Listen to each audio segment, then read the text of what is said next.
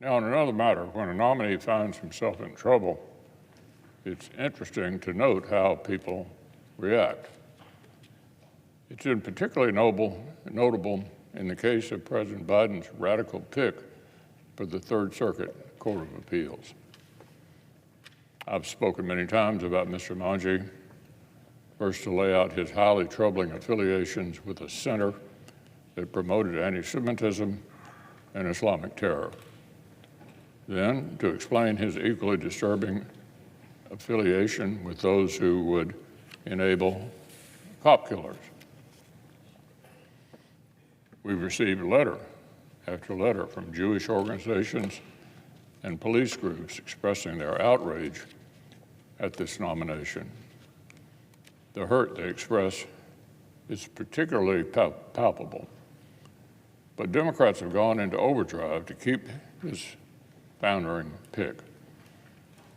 They've breathlessly invoked his religious identity, continuing their recent practice of asserting that demographics alone are a sufficient reason to justify life tenure on the federal bench. And they've shaken the bushes for new letters of support, and the results have been interesting, to say the least.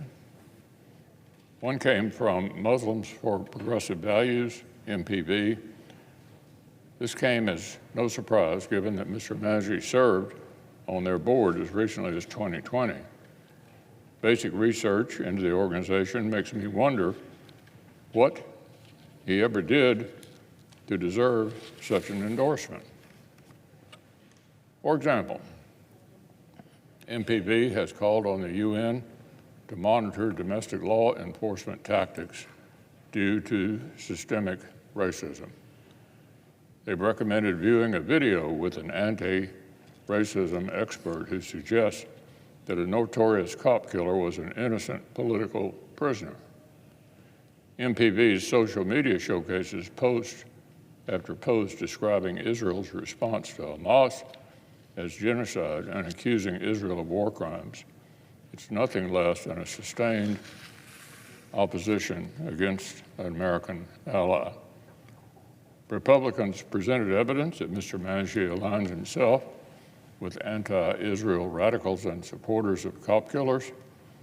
His defenders responded with an indignant letter from an organization of anti-Israel radicals who support cop killers.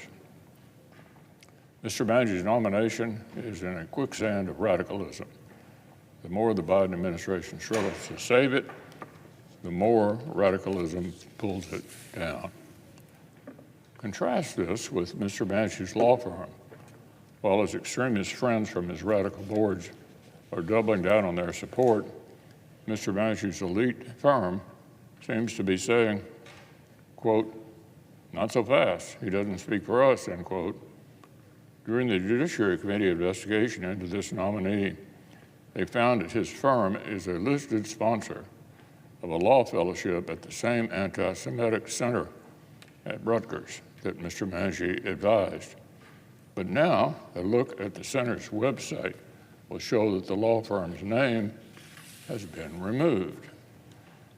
Indeed, the firm confirmed to the Judiciary Committee that it asked to be removed after learning about the center's outrageous activities.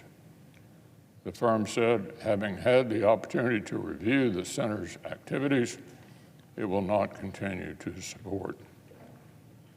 Traditional liberals are distancing themselves from Mr. Mangi while radicals embrace him. The Senate should reject it.